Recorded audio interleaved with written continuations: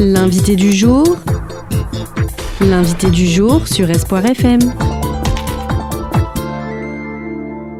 On se retrouve depuis le Festival international de journalisme à Couture-sur-Garonne en compagnie de Thibaut Brutin, qui est donc directeur général de Reporters sans frontières. Festival international de journalisme, c'est un rendez-vous qui existe depuis 9 ans.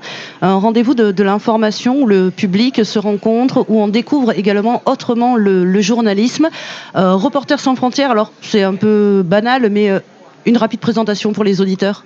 Reporters sans frontières, c'est l'association qui défend les journalistes et le journalisme. Alors justement, on va rentrer dans les questions d'actualité. On en est où actuellement dans le monde ?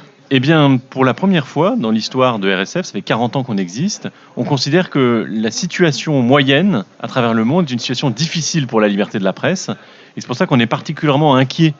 Parce qu'aujourd'hui, on voit un certain nombre de crises qui s'accumulent contre le journalisme. On voit à la fois une crise économique, la défiance des citoyens, également aussi une dérégulation des réseaux sociaux et une fragilisation économique. Tout ça, pour nous, ça fait partie de la liberté de la presse qui ne saurait se limiter à la seule sécurité des journalistes. Oui, parce que si la presse n'a pas les moyens, si la presse a les mains un peu, on va dire, entravées, c'est compliqué de faire son journal, de faire son émission de radio, de faire son émission de télévision.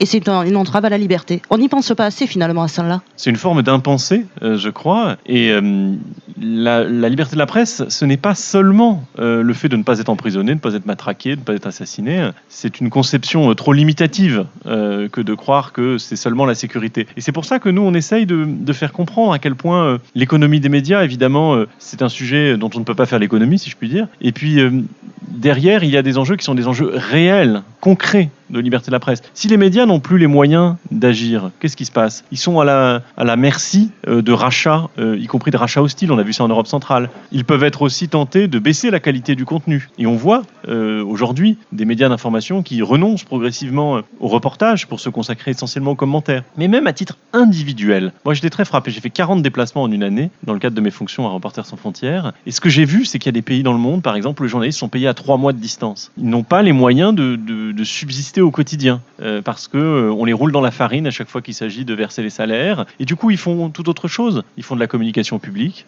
Ils sont porte-parole de telle ou telle autorité administrative ou tel pouvoir politique local. Et tout ça aussi, c'est la corruption journalistique. Donc la fragilisation économique, c'est un vrai sujet de liberté de la presse. On va venir sur le sujet de la France. On en est où actuellement ? Il y a beaucoup... on entend dire on peut moins parler, on peut plus parler. Regardez, comme vous le disiez, mais la liberté d'expression est là. Vous pouvez dire ce que vous voulez. On en est où de la situation en France ? Est-ce que c'est dégradé pour les journalistes ? Alors oui. Et puis d'abord, il faut dire que la liberté de l'expression et la liberté de la presse, c'est pas la même chose. Ce que l'on attend des journalistes, ce n'est pas qu'ils nous donnent leur opinion, ça on s'en fiche. Ce qu'on attend d'eux, c'est qu'ils aillent à l'autre bout du monde ou au bout de la rue, nous rapporter les faits, nous dire ce qui s'est produit, ce qui se passe. De façon objective. De la façon la plus objective possible, en sachant que la neutralité réelle est impossible à atteindre. Mais je crois que c'est ça qui est attendu. Et en France, nous sommes confrontés donc à ces 4 crises dont je parlais, avec tout particulièrement des menaces de notre point de vue qui pèsent à la fois sur la sécurité des journalistes. Il y a aujourd'hui en France des territoires, je pense notamment aux territoires d'outre-mer, où il peut y avoir une violence débridée contre les journalistes. On a vu ce qui s'est passé en Nouvelle-Calédonie. Les gens l'ont très vite oublié ici. Mais les journalistes néo-calédoniens ne l'ont pas oublié, ça je peux vous promettre. La violence dont ils ont fait l'objet, de la part des manifestants, mais aussi des forces de l'ordre, ça a été très difficile à avaler. Donc il y a des sujets de violence en France encore, et peut-être que le fait que nous ayons moins de cas de journalistes blessés, tabassés ces derniers temps est aussi lié à la certaine atonie des mouvements sociaux ces derniers mois. Donc on est vigilant là-dessus, mais il y a aussi une problématique qui est très forte de réforme du cadre légal qui est nécessaire. Et Reporters sans frontières appelle de ses voeux le vote à l'Assemblée nationale d'une grande loi sur le journalisme qui permette de réformer le débat public, puisqu'au fond le journalisme c'est ça, d'ici les échéances électorales de 2026 et 2027. Je crois qu'on en a grand besoin, puisque le journalisme aujourd'hui, je ne dis pas qu'il est en voie d'extinction, et je crois qu'il se porte bien, comme on le voit ici à Couture. Il y a des expressions du journalisme qui sont tout à fait satisfaisantes, mais je crois qu'il y a un besoin de resserrer les rangs autour de ce qui fait la valeur ajoutée du journalisme. Est-ce qu'on ne l'aurait pas un peu oublié aussi au fil des ans ? Oui, on l'a oublié parce que aussi il faut voir que le journalisme, ce n'est pas le système médiatique. On parle beaucoup de contenu. Bon, pourquoi pas, j'aime bien, ce terme est commode. Mais les contenus, qu'est-ce que c'est ?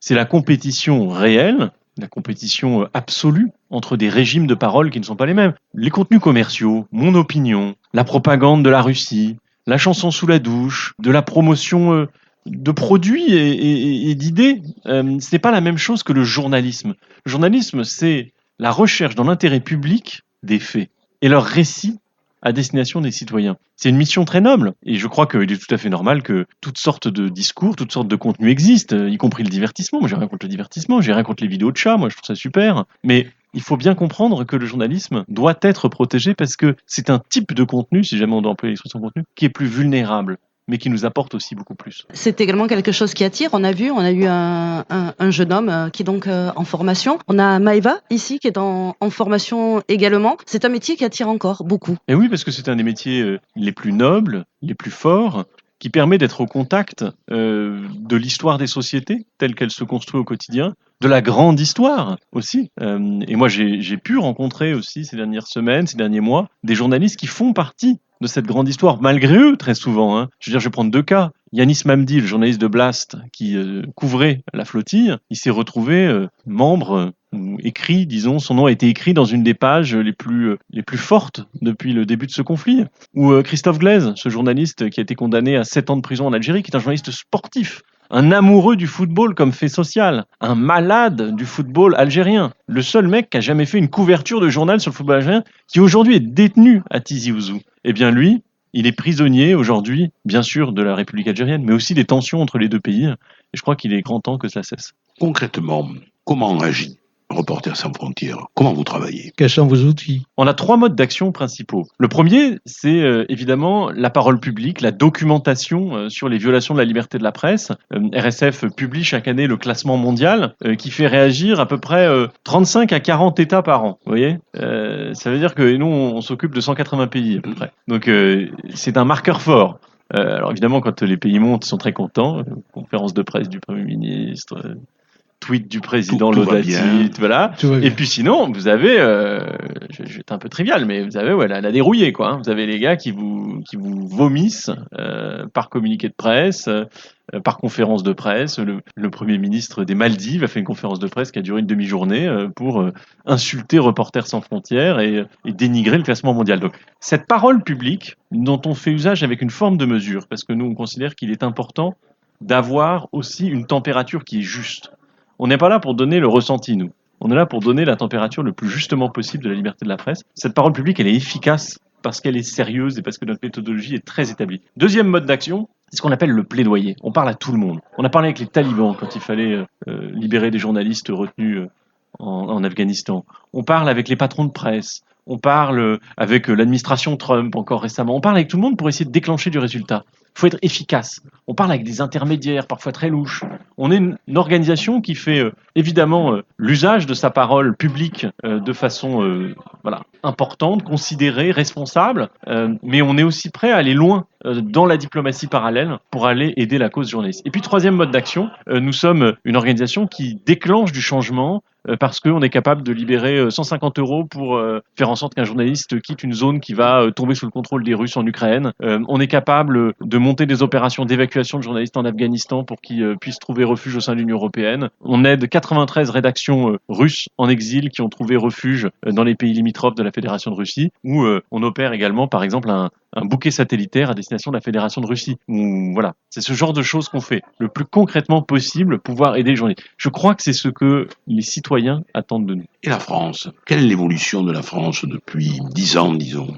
Alors en France, on est dans une stagnation qui est un peu en trompe-l'œil parce que tout le monde baisse à travers le monde. L'indice global de la liberté de la presse se dégrade. Donc la France donne le sentiment de se maintenir, mais en fait elle suit le mouvement vers le bas de l'ensemble des pays, avec une inquiétude qui est très forte chez RSF de l'invisibilisation des problèmes de la liberté de la presse au sein de l'Union européenne. On a trop souvent pensé que l'Union européenne était un espace où le journalisme pouvait prospérer. Il n'en est rien du tout. On a vu des journalistes se faire flinguer. On a vu Charlie Hebdo et le massacre que ça a été. On a vu Daphne Caruana Galizia à Malte ou également Jan Kuciak en Slovaquie. Donc l'Union européenne, où on tire la sonnette d'alarme, n'est pas un espace de liberté complète pour les journalistes. Et la France n'est pas exempt de reproches. Je veux dire, on s'est battu, nous, à Reporters sans frontières, pour inspirer un règlement européen sur la liberté des médias. Nous, on n'est pas des gogos de l'Union européenne, on veut pas forcément des régulations européennes à tout crin, mais quand on voit ce qui se passe au sein des pays d'Europe centrale, par exemple, on s'est dit qu'il était important d'avoir une réglementation forte qui permette de consolider les audiovisuels publics menacés, de garantir la lutte contre la concentration des médias, etc. La France ne va pas être en conformité au 8 août, date d'entrée en vigueur de ce document. Parce que je crois que la France a fermé les yeux en se disant ce règlement il est pour les Hongrois, pas pour nous. Mais la France n'est pas en conformité. Je crois que c'est important de le dire. Il y a beaucoup de travail à faire en France pour réconcilier les citoyens et les journalistes, mais pour aussi consolider le cadre régulatoire du journalisme. Il ne vous aura peut-être pas échappé qu'on observe sur certaines antennes une dégradation assez nette de la charge informationnelle au profit du blabla et du verbiage. Et ça, c'est quelque chose qui nous préoccupe énormément. Parce que quand la qualité du journalisme disparaît, les revendications des citoyens contre les journalistes augmentent.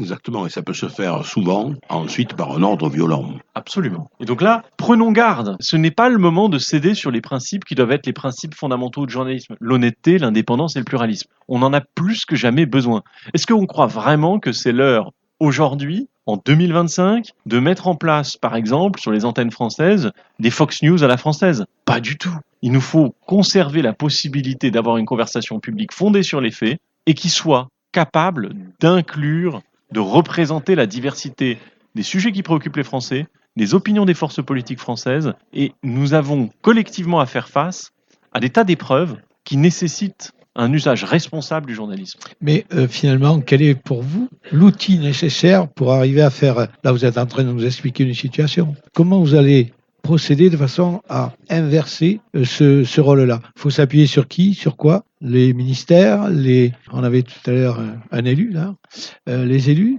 la population, on a compris, peut-être elle peut vous entendre, mais quelle serait la meilleure force finalement pour non seulement être entendu, et pour qu'il y ait un phénomène inversé? Alors, la loi de 1880 qui régit la liberté d'expression et la liberté de la presse, elle date de 1880. Alors, elle a été retapée plein de fois, c'est une loi un peu patchwork, je dirais maintenant, il y a des coutures dans tous les sens, mais il faudrait peut-être la re-regarder. Et la loi de 1986, pour le coup, qui régit l'audiovisuel, elle date de 1986. Moi, j'étais même pas né. C'est une loi qui est aujourd'hui bien obsolète sur énormément d'aspects, très juste sur les principes qui la guident et qui l'irriguent, mais il faut refondre cette loi. Et c'est pour ça que nous, on appelle à la discussion, et j'espère le vote à l'Assemblée nationale en septembre ou en octobre prochain, d'une loi issue des États généraux de l'information, qui a été un processus de consultation annoncé en 2022, qui s'est tenu en 2023-2024. Mais il est indispensable que nous ayons une loi qui soit protectrice du journalisme digne de ce nom. Il y a des mesures très simples qu'on peut mettre en œuvre et qui peuvent inverser la spirale négative dans laquelle nous sommes pour recréer un cercle vertueux. Je vais en prendre juste quelques exemples pour être le plus clair possible. Est-ce qu'il est normal aujourd'hui que les réseaux sociaux, que beaucoup de gens confondent avec les médias d'information, est-ce qu'il est normal que les réseaux sociaux passent leur temps à invisibiliser les sources d'informations fiables? Est-ce que c'est normal qu'ils minimisent perpétuellement la place du journalisme? Je ne crois pas. Alors il faut absolument que la loi leur impose de présenter des sources journalistiques, mais aussi de les présenter de façon proéminente. Quand vous allez sur Google News, il y a quand même l'illusion, quand vous y allez, que ça va être un kiosque numérique. Vous y trouvez parfois des sites de partis politiques. Vous y trouvez parfois Wikipédia. Vous y trouvez parfois Amazon. Je suis désolé, ça n'a rien à faire là-dedans.